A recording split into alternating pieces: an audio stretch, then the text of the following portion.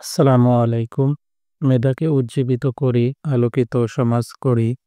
এই স্লোগানকে সামনে রেখে আবাবিল সমাজ কল্যাণ সংস্থা এর পক্ষ থেকে ক্লাস 7 এ পড়ুয়া এক মেধাবী শিক্ষার্থীর জন্য এক সেট স্কুল ড্রেস, এক ক্রিম কাগজ এবং ২ ডজন কলম প্রদান করা হয়েছে। উত্তোলন ৳২,২১০, খরচ ৳২,২১০। শিশুটির বাবা কয়েক বছর আগে মৃত্যুবরণ করেছেন।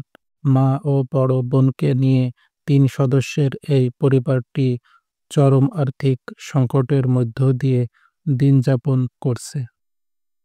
পরিবারের উপার্জনক্ষম কেউ নেই, নেই কোনো জমি বা স্থাবর সম্পদ। অন্তত প্রতিকূল পরিবেশ ও ছেলেটি পড়াশোনার প্রতি গভীর আগ্রহী ও স্বপ্নবান।